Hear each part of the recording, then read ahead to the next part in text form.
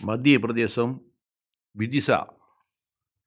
இங்கே இருக்கக்கூடிய ஒரு பெண்ணு, Asha Prajapati, applied for conversion to Islam after reciting Kalima and offering namaz for 3 years. As per reports, 20-year-old Hindu girl submitted application to collector during public hearing, says decision for spiritual peace. அதாவது மன அமைதி, மதத்தில் மார்க்கத்தில் அமைதி தேடி அலைஞ்ச இந்த பொண்ணு கடந்த 3 வருஷமாக இஸ்லாத்தை ஃபாலோ பண்ணிகிட்டு இருக்காங்க. களிமா நல்லா படித்து, தொழுகை எப்படி பண்ணுறது எல்லாம் எல்லாம் தெரிஞ்சுட்டு, இப்போ வந்து கலெக்டர் வந்துட்டு மனு கொடுக்குறாங்க. நான் வந்து யாருடைய வற்புறுத்தலின் பேரில் நான் வந்து இந்த முடிவு எடுக்கலை. நான் சொந்தமாக நான் 20 வயசு, எனக்கு எனக்கு தெரியும் எது நல்லது கெட்டதுண்டு அப்படின்னு சொல்லிட்டு எல்லா விவரங்களையும் சொல்லி கலெக்டர்கிட்ட வந்து தனது மார்க்கத்தை நான் வந்து மாற்றிக்கிறேன் அப்படின்னு சொல்லிட்டு பர்மிஷன் கேட்குறாங்க. இது வந்து அதுவும் மத்திய பிரதேசம், சங்கிகள் அதிகமாக நடமாடக்கூடிய ஊர்.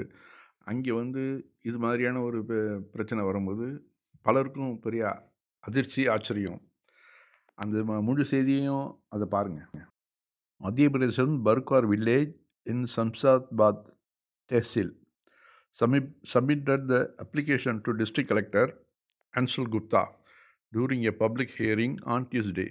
In her written request, Prajapati stated that her decision stems from spiritual peace and study, not any external pressure or inducement.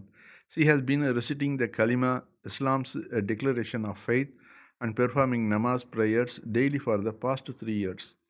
A practice she said began in childhood due to an innate interest in the faith.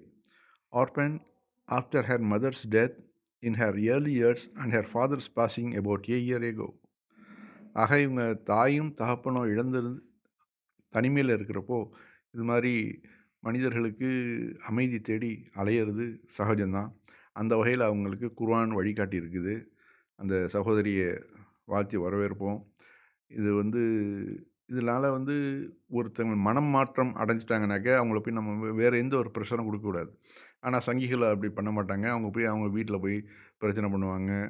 நீ எப்படி இவ்வளோ பப்ளிக்காக நீ சொல்லலாம் அப்படின்னு சொல்லிட்டு அவங்களுக்கு வந்து உன்னை கொன்னுடுவேன் அப்படின்லாம் சொல்லிட்டு த்ரெட்டன் பண்ணுவாங்க. அது கண்டிப்பாக நடக்கும். ஏன்னா மத்திய பிரதேசம் பிஜேபி ஆளக்கூடிய மாநிலம். ஆனால் ஒருத்தங்க மனமாற்றம் அடைஞ்சிட்டாங்கனாக்கா நீ எவ்வளோ தான் பிரச்சனை பண்ணாலும், த்ரெட்டன் கொடுத்தாலும் அதை பற்றி அவங்க பயப்பட மாட்டாங்க. அதுதான் கடைசியில் நடக்கும்.